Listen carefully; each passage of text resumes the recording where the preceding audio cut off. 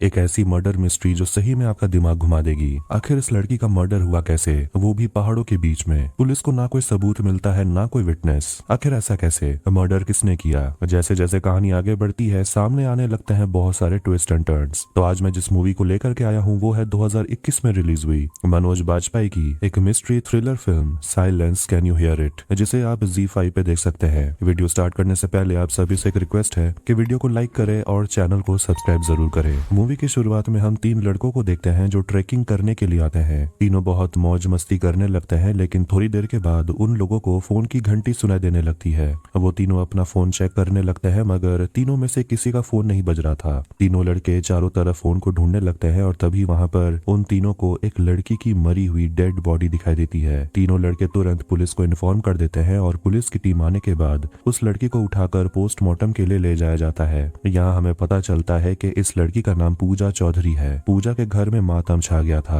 पूजा के पिता एक रिटायर्ड जज हैं और सभी उन्हें जस्टिस चौधरी कहकर बुलाते हैं। वहाँ उनसे मिलने के लिए रवि आता है। पूजा के पिता रवि से पूछते हैं कि जब पूजा तुम्हारे घर आई थी तब क्या हुआ था। रवि पूरी कहानी बताता है और कहता है कि पूजा कविता को सरप्राइज देने के लिए आई थी। कविता रवि की पत्नी है और वो दोनों लड़की बहुत अच्छी फ्रेंड्स हैं। मगर जब पूजा रवि से मिलने के लिए आती है, रवि बताता है कि कविता एक एग्जीबिशन के लिए पुणे चली गई थी। इसलिए पूजा एक प्लान करती है और बताती है कि कल मैं पुणे चली जाऊंगी और कविता को सरप्राइज दूंगी। अगले दिन रवि अपने काम के लिए ऑफिस चला जाता है और पूजा भी तैयार होकर पुणे के लिए निकलने वाली थी, लेकिन रवि को एक सामान लेने के लिए घर वापस आना पड़ता है। तभी वो देखता है कि कविता घर वापस आ गई है और वो सीढ़ियों से नीचे गिर जाती है। रवि हैरान हो गया था कि कविता इतनी जल्दी कैसे आ गई। रवि को पता चला कि पुणे में कविता का एग्जीबिशन बहुत ही खराब गया और इस गुस्से के कारण वो घर वापस आ गई। सीढ़ियों से नीचे गिरने के बाद रवि कविता को फौरन हॉस्पिटल में एडमिट करवाता है और अब कविता कोमा में है। लेकिन इन सब चीजों में रवि को पूजा के बारे में कुछ ख्याल ही नहीं था। उससे लग रहा था कि पूजा कविता से मिलने पुणे चली गई है। इसके बाद हम ACP अविनाश को देखते हैं जो एक ड्रग डीलर के पास जाता है और ड्रग्स खरीदता है। फिर उन दोनों के बीच हाथापाई होने लगती है और वो सभी लोग ड्रग डीलर को पकड़ लेते हैं। तभी अविनाश को कमिश्नर का फोन आता है और उससे अपने ऑफिस बुलाते हैं। जस्टिस चौधरी कमिश्नर से मिलने आते हैं और उनसे कहते हैं कि मेरी बेटी का केस ACP अविनाश ही सॉल्व करेगा, क्योंकि वो एक ऐसा ऑफिसर है जो आज भी इंसाफ के ऊपर भरोसा रखता है। इन सब बातों को देखकर अविनाश को ये केस सौंप दिया जाता है। अविनाश के ऊपर जस्टिस चौधरी की बहुत उम्मीदें हैं, क्योंकि उन्हें लगता है कि अविनाश ही उसकी बेटी के कातिल को पकड़ सकता है। कमिश्नर अविनाश को एक अलग टीम देती है जो सिर्फ ये केस में काम करेगी। उनकी टीम में कांस्टेबल जावेद और 3 इंस्पेक्टर जिनके नाम अमित, राज और संजना है। अविनाश इस केस को तहकीकात करना शुरू करता है और पूरे केस को स्टडी करने लगता है। अविनाश को पता चलता है कि पूजा उसे जानबूझकर मारा गया और जहां उसकी लाश मिली वहां खून के निशान नहीं थे। मतलब ये है कि पूजा को कहीं और मारा गया और उसके बाद में उसके बॉडी को यहाँ लाया गया। अविनाश पूजा और रवि के फोन के रिकॉर्डिंग्स लाने के लिए कहता है। अविनाश ये भी कहता है कि रवि जिस बिल्डिंग में रहता है उस बिल्डिंग में सभी फ्लैट वालों से पूछताछ करने। इसके बाद हम अविनाश और राज को देखते हैं जो क्राइम सीन में चले जाते हैं जहां पूजा की लाश मिली थी, लेकिन वहां उन लोगों को कुछ भी नहीं मिलता सिवाय कचरे के। फिर दोनों जस्टिस चौधरी के घर चले जाते हैं उनसे पूछताछ करने। वहां अविनाश को पता चलता है कि फ्राइडे की रात पूजा कविता के घर चली गई थी, लेकिन शनिवार को जब उन्होंने पूजा को फोन किया तो उसका फोन नहीं लग रहा था और कविता का भी फोन नहीं लग रहा था। और रविवार की सुबह पूजा का फोन बजते ही एक लड़का फोन उठाता है और कहता है कि वो तो मर चुकी है। अविनाश जस्टिस चौधरी से पूछता है कि आपके घर में और कौन कौन रहते हैं, तो जस्टिस चौधरी बताते हैं कि उसके दोस्त का बेटा ऋषभ और उसकी मंगेतर किया यहाँ 5 महीने से रह रहे हैं। अविनाश ऋषभ से पूछताछ करने के लिए अंदर चला जाता है। ऋषभ बताता है कि पूजा मेरी बहुत अच्छी दोस्त थी, मगर उसके साथ मैं कभी घूमने फिरने नहीं गया। अविनाश ये भी कहता है कि पूजा के बारे में कुछ और पता चले तो हमें जरूर बताइए। इसके बाद अविनाश और राज दोनों रवि के घर चले जाते हैं जहाँ एक नौकर भी काम करता है जिसका नाम दादू है। दादू बताते हैं कि पूजा के बैग का जिप खराब हो गया था, जिसे ठीक करने के लिए मैं बाहर दुकान गया था और जब मैं वापस आया तो मैंने देखा कि कविता चिल्लाते हुए सीढ़ियों से नीचे गिर गई थी। रवि भी वहाँ आ गया था। फिर सभी कविता को हॉस्पिटल लेकर चले गए। इस भागा दौड़ी में उन्हें पता ही नहीं था कि पूजा कहाँ है, क्योंकि उसका बैग उसके पास ही था। ये सारी बात जानने के बाद अविनाश और राज दोनों वहाँ से चले जाते हैं। फिर रात को अविनाश के घर में उसकी टीम मीटिंग करने के लिए आती है, जहाँ वो सभी पूजा के कॉल रिकॉर्डिंग निकालते हैं। कॉल रिकॉर्डिंग देखने के बाद अविनाश को पता चलता है कि दादू के दुकान जाने के बाद कोई तो घर के अंदर आया था और उसी ने ने पूजा को मारा है।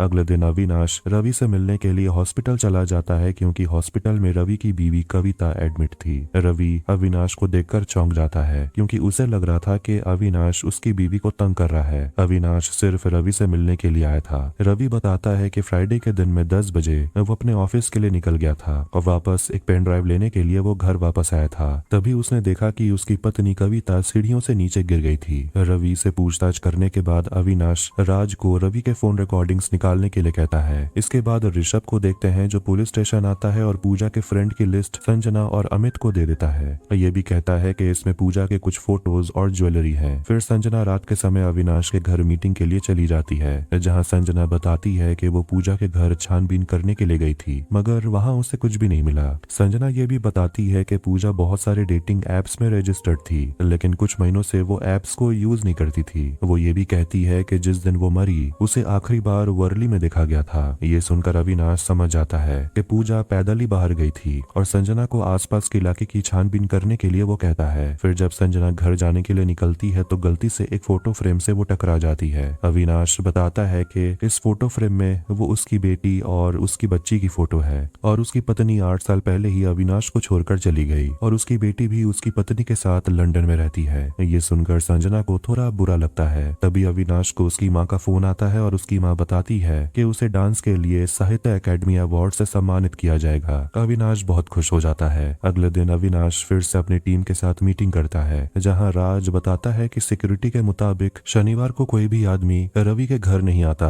और पूजा अपने कोई पर्सनल काम के लिए बाहर गई होगी और अगर वो बाहर नहीं जाती तो कविता सीढ़ियों से जब गिरी थी तो उसकी आवाज सुनकर पूजा बाहर जरूर आती। तभी अविनाश सोच में पड़ जाता है और वो बताता है कि पूजा बाहर नहीं गई थी क्योंकि कविता सीढ़ियों से नीचे गिर रही थी, क्योंकि उसे पहले ही पता चल गया था कि किसी ने पूजा को मार दिया है और पूजा को कोई और नहीं बल्कि रवि ही मार सकता था, क्योंकि उस समय रवि घर पे था। फिर अविनाश रवि के कॉल रिकॉर्डिंग चेक करने लगता है। उसमें पता चलता है कि रवि सुबह 10:30 बजे एक बार में फोन करता है और उसके बाद सनेश्वर सिंह नाम के लड़के को 6 बार उसने फोन किया। अविनाश अमित और राज को बार में जाने के लिए कहता है और उसका पूरा डिटेल निकालने के लिए कहता है और खुद संजना के साथ रवि के नौकर दादू से मिलने के लिए चले जाते हैं। अविनाश पूरे घर का छानबीन करता है लेकिन उसे कुछ नहीं मिलता। अविनाश दादू से ये भी पूछता है कि घर से कोई भी भारी सामान बाहर गया था क्या, लेकिन दादू कहते हैं इस बारे में उसे कुछ नहीं पता क्योंकि वो अक्सर किचन में ही काम करता है, लेकिन इसके बारे में भारती को जरूर पता होगा। भारती इस घर की नौकरानी है जो साफ सफाई करती है, लेकिन शनिवार के दिन भारती दोपहर 2 बजे आई थी और कविता को जब हॉस्पिटल में एडमिट करवाया गया था तो रवि भारती को छुट्टी दे रहा था और जब कविता घर वापस आ जाएगी तब भारती को आने के लिए कहा गया है। हॉस्पिटल में देखते हैं कि कविता रिस्पॉन्स देना शुरू कर देती है क्योंकि वो इतने दिनों तक कोमा में थी। डॉक्टर कविता से कहते हैं कि अगर तुम मेरी बात सुन सकती हो अपनी उंगली हिलाओ। कविता अपनी एक उंगली हिलाने लगती है। ये देखकर डॉक्टर बहुत ज्यादा खुश हो जाते हैं और तुरंत रवि को फोन करके हॉस्पिटल बुलाते हैं, लेकिन रवि खुश नहीं दिखाई दे रहा था कि उसकी बीवी ठीक हो रही है। इधर हमें पता चलता है कि सनेश्वर सिंह उस बार में काम करता था जहां रवि ने फोन लगाया था। संजना भारती का पता ढूंढ लेती है और इसके बाद अमित और राज दोनों मिलकर बार में चले जाते हैं जहां उन लोगों को पता चलता है कि शनेश्वर सिंह एक बाउंसर है और वो 2-3 दिन से यहाँ काम पर नहीं आया। उन दोनों के जाने के बाद वेटर तुरंत शनेश्वर सिंह को फोन लगाकर कह देता है कि तुझे पुलिस वाले ढूंढने के लिए आए थे। शनेश्वर सिंह डर जाता है और वो तुरंत अपने साथी श्रीकांत को फोन लगाकर कहता है कि गोपाल के लिए मैंने पैसे उधार लिए थे और अगर गोपाल पैसे नहीं लौटाता है तो इरफान मुझे छोड़ेगा नहीं और शायद उसी ने पुलिस को मुझे पकड़वाने के लिए भेजा था। और श्रीकांत से ये भी कहता है कि तुरंत मेरा बैंकॉक जाने का फ्लाइट बुक करवाने। अगले दिन हम अविनाश को देखते हैं जो भारती से मिलने के लिए आता है। भारती बताती है कि उस दिन वो 3 बजे आई थी और उसके आने से पहले ही एक आदमी बड़े से बोरे में कुछ सामान लेकर घर के बाहर निकल रहा था। इसके बाद भारती तुरंत रवि को फोन करती है, लेकिन रवि बताता है कि उसी ने उस आदमी को वहां भेजा। अविनाश हैरान हो जाता है कि वो आदमी शायद शनेश्वर सिंह हो सकता है और भारती से उस आदमी का स्केच बनवाने के लिए कहता है। फिर वहां राज आता है और अविनाश को बताता है कि शनेश्वर सिंह किसी श्रीकांत से बात कर रहा था और वो कल सुबह 6 बजे उसे मिलने वाला है और दोपहर 2 बजे की फ्लाइट से वो बैंकॉक चला जाएगा। अविनाश सनेश्वर सिंह को पकड़ने का प्लान बनाता है। इधर हम श्रीकांत को देखते हैं जिसे इरफान पकड़ लेता है और उसे सनेश्वर सिंह को फोन करने के लिए कहता है। श्रीकांत सनेश्वर को कहता है कल सुबह 6 बजे नहीं बल्कि 4 बजे मिलेंगे। ये कहकर श्रीकांत फोन काट देता है। सनेश्वर का फोन टैप कर लिया गया था और अविनाश को पता चल जाता है कि श्रीकांत 4 बजे सनेश्वर से मिलेगा। सभी सनेश्वर के घर के बाहर आ जाते हैं। तभी वहां इरफान अपने आदमियों के साथ श्रीकांत को लेकर आता है और थोड़ी देर में सनेश्वर भी वहां पहुंच गया था। अविनाश अपनी टीम को सनेश्वर को पकड़ने के लिए कहता है, लेकिन तभी इरफान के आदमी अविनाश और उसके टीम के ऊपर गोलियां चलाने लगते हैं, जिसके चलते श्रीकांत को गोली लग जाती है और उसे देखकर सनेश्वर श्रीकांत को बचाने के लिए आगे बढ़ता है और अविनाश सनेश्वर को पकड़ लेता है। लेकिन तभी इरफान सनेश्वर को गोली मार देता है और अविनाश को भी गोली लग जाती है, जिस कारण वो घायल हो गया था। अविनाश को तुरंत हॉस्पिटल एडमिट किया जाता है, लेकिन थोड़ी देर में अविनाश को डिस्चार्ज कर दिया गया था। संजना और अमित तुरंत अविनाश के घर पहुंचते हैं उससे मिलने और अमित बताता है कि जितने भी आदमी सनेश्वर को फोन कर रहे थे उनमें से एक आदमी ज्वेलर है जिसका नाम प्रवीण है। अविनाश प्रवीण को पुलिस स्टेशन लाने के लिए कहता है और अगर पूजा की ज्वेलरी प्रवीण के पास है तो शायद हमें पूजा के कातिल का पता चल जाएगा। तभी वहां पर रवि को बुलाया जाता है और अविनाश रवि से सनेश्वर सिंह के बारे में पूछता है कि उस दिन वो आपके घर से बोरे में सामान लेकर कहाँ गया था, वो बोरे में क्या था। रवि बताता है कि उसमें किताबें थी जो मैंने अनाथ आश्रम भिजवाने के लिए बोला था। रवि अनाथ आश्रम का नंबर भी देता है और अविनाश को धमकी भी देता है कि छोटी सी बात के लिए मुझे बार बार यहाँ मत बुलाना। अविनाश गुस्सा हो जाता है, रवि को गाली देने लगता है और यहाँ से निकल जाने के लिए कहता है। अविनाश गोली लगने के कारण थोड़ा घायल था, जिस कारण अविनाश की तबीयत खराब थी। संजना रात भर अविनाश की देखभाल करती है और सुबह होते ही राज और अमित सभी के लिए ब्रेकफास्ट लेकर आते हैं। राज पिछले साल हुई इंक्वायरी के बारे में बताता है और कहता है कि प्रेस वालों को लग रहा है कि सनेश्वर का इनकाउंटर किया गया है, लेकिन वो सिर्फ एक्सीडेंट था। तभी ब्रेकफास्ट के समय अविनाश के दिमाग में एक और बात याद आती है कि हम एक और विटनेस को भूल रहे हैं जो कि कविता है। अविनाश कहता है दादू ने कहा था कि उसने कविता का घबराया हुआ चेहरा देखा। इसका मतलब ये है कि कविता सीढ़ियों से नीचे आते हुए गिर रही थी क्योंकि उसने पूजा की डेड बॉडी को देखा। अगले दिन अविनाश को कमिश्नर अपने ऑफिस में बुलाते हैं क्योंकि पूरे शहर को पता चल गया था कि सनेश्वर का एनकाउंटर हुआ है। सनेश्वर की मौत से कमिश्नर बहुत ज्यादा गुस्से में थे, लेकिन अविनाश कमिश्नर को समझाने की कोशिश कर रहा था कि वो सिर्फ सनेश्वर को पकड़ने के लिए गए थे। उन्हें नहीं पता था कि वहाँ इरफान और उसके आदमी पहुंच जाएंगे। अविनाश की इसी गलती की वजह से कमिश्नर उसे इस केस से हटा देते हैं और इस केस को क्राइम ब्रांच को सौंप देते हैं। अविनाश जस्टिस चौधरी से मिलने के लिए जाता है और जस्टिस चौधरी अविनाश को भरोसा दिलाते हैं कि वो इस केस को वापस अविनाश को दिलवा देंगे, मगर इसे हासिल होगा क्या। अविनाश कहता है कि वो कविता का बयान लेना चाहता है। जस्टिस चौधरी हैरान हो जाते हैं और जस्टिस चौधरी बताते हैं कि एक कोमा पेशेंट कैसे गवाही दे सकती है और उसकी गवाही कोर्ट में एडमिसिबल नहीं है। लेकिन अविनाश कहता है कि मैं सिर्फ उसका बयान लेकर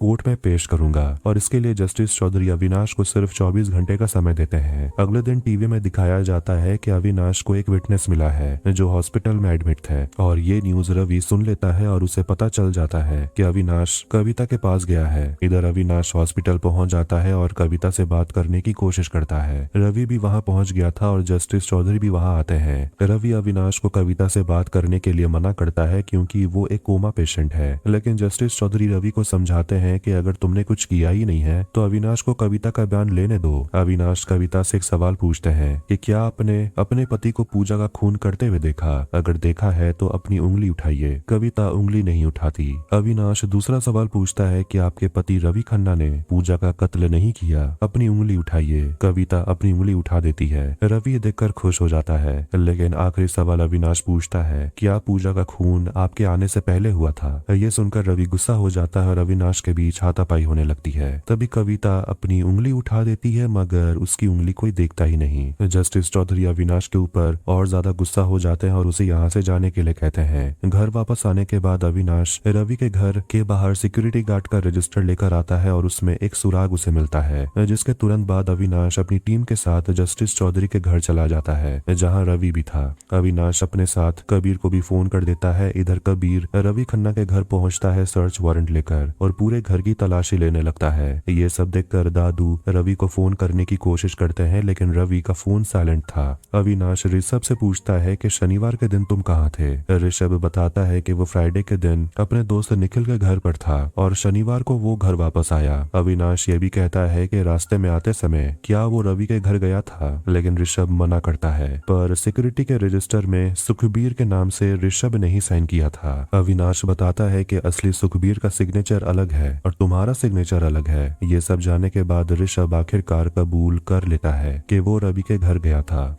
अविनाश सबको असलियत बताता है और कहता है कि ऋषभ और पूजा का चक्कर चल रहा था। ऋषभ कबूल करता है कि उसके और पूजा का चक्कर चल रहा था, लेकिन उसने पूजा का खून नहीं किया। पूजा अपने और ऋषभ के रिलेशनशिप के बारे में अपने मम्मी पापा और ऋषभ के मंगेतर किया को बताने ही वाली थी। इसी के लिए ऋषभ शनिवार को रवि के घर गया था, जहाँ पूजा भी थी। लेकिन जब ऋषभ घर पहुंचा तो वो देखता है कि पूजा पहले से ही मर चुकी थी। वो घबरा कर घर के बाहर निकल जाता है और देखता है कि रवि भी वहाँ पहुंच गया था। ऋषभ चुपके से बिल्डिंग से बाहर चला जाता है और रवि जैसे ही अंदर जाता है वो भी देखता है कि पूजा मर गई है। वो घबरा गया था और अपने साथी सनेश्वर को फोन करके बुलाता है और पूजा की बॉडी वहां से ले जाने के लिए कहता है। तभी वहां कविता पहुंच जाती है और पूजा की डेड बॉडी देखकर वो घबरा कर सीढ़ियों से नीचे दौड़ती है और वो फिसल के नीचे गिर जाती है। अब ये सब जानकर जस्टिस चौधरी बहुत ज्यादा गुस्से में आ जाते हैं। अविनाश, ऋषभ और रवि दोनों को गिरफ्तार कर लेते हैं और सभी को लग रहा था कि ये केस सॉल्व हो चुका है, मगर असली कातिल अभी भी पकड़ा नहीं गया। इसके लिए अविनाश रवि खन्ना के घर के बाहर जो फोन बूथ है वहां से किसी ने पूजा को फोन किया था और उसी को ढूंढने के लिए अपनी टीम को वो आसपास के सभी फोन बूथ में पूछताछ करने के लिए भेज देता है। इसके बाद हम किया को देखते हैं जो पुलिस स्टेशन अविनाश से मिलने के लिए आती है और कहती है कि वो वापस टोरंटो जा रही है। किया एक बार ऋषभ से बात करना चाहती थी। तभी वहां पर अविनाश की टीम पहुंच जाती है और अविनाश को बताती है कि फोन बूथ से किया ने पूजा को फोन किया था।